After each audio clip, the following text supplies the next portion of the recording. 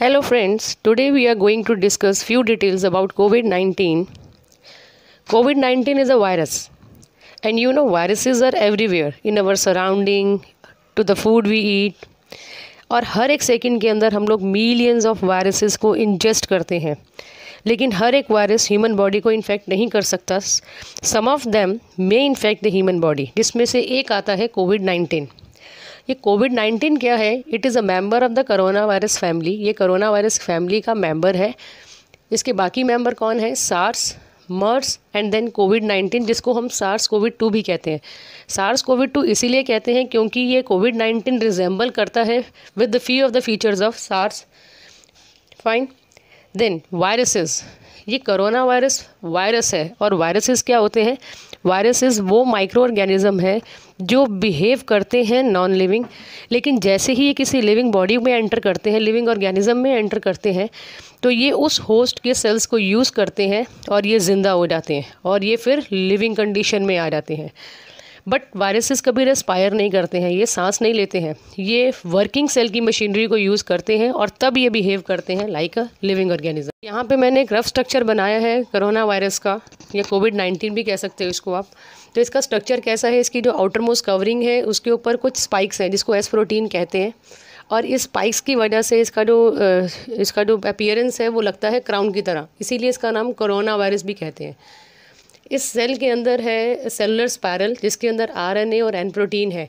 ये लिविंग इसीलिए, ये नॉन लिविंग इसीलिए है क्योंकि ये रेस्पायर नहीं करता. ये इसके अंदर कोई भी लक्षण नहीं है किसी लिविंग ऑर्गेनिज्म की तरह. बट ये लिविंग कैटेगरी में तब आ जाता है जब ये किसी वर्किंग सेल के साथ जुड़ जाता है. जैसे ही इसको कोई होस्ट मिलता है, कोई लिविंग सेल मिलता है, वर्किंग सेल मिलता है, तो ये उसको हाईजैक कर लेता है और उसको यूज़ करता है as a factory to manufacture more viruses. तो उसी सेल की मदद से ये और वायरसेस को बनाना शुरू करता है.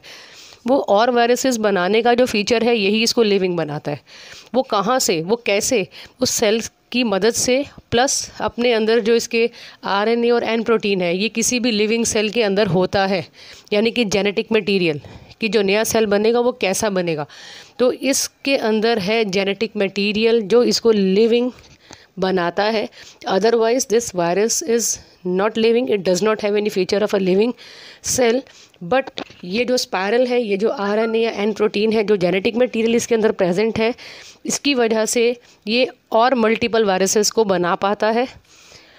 ठीक है, तो इसीलिए इसको हम लिविंग कैटेगरी में डाल पाते हैं. Then they are 125 nanometre wide.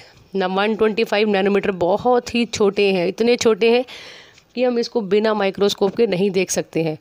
125 nanometre wide means समझते हैं आप, ये जो ह्यूमन हेयर है, एक बाल होता है ह्यूमन हेयर, उसकी विथ उसका 1000 टाइम्स स्मॉलर है ये वायरस. यानी कि ये नेकेड आई से विजिबल नहीं है, इसको माइक्रोस्कोप, और वो भी पावरफुल माइक्रोस्कोप की मदद से ही देखना पड़ता है. तो अगर मैं इसका एक और स्ट्रक्चर बनाऊं जेनेटिक मटेरियल का, तो वो कुछ इस तरीके से भी बन सकता है. तो ये वायरस कुछ इस तरीके से भी है. ये जो इसमें स्पाइक्स बना रही हूँ, ये इसको क्राउन का स्ट्रक्चर देते हैं, और इसके अंदर है ये जेनेटिक मटेरियल. जैसे ही ये किसी लिविंग सेल के संपर्क में आता है तो जेनेटिक मटेरियल उसको रोल डाउन कर लेता है, उसको कैप्चर कर लेता है, उसको हाईजैक कर लेता है और उसकी मशीनरी को यूज़ करता है खुद ही अपने वायरस को मल्टीपल करने के लिए, आगे बढ़ाने के लिए, अपनी जैसी कॉपीज़ और बनाने के लिए. बट ये हर एक सेल के साथ लॉक भी नहीं होता.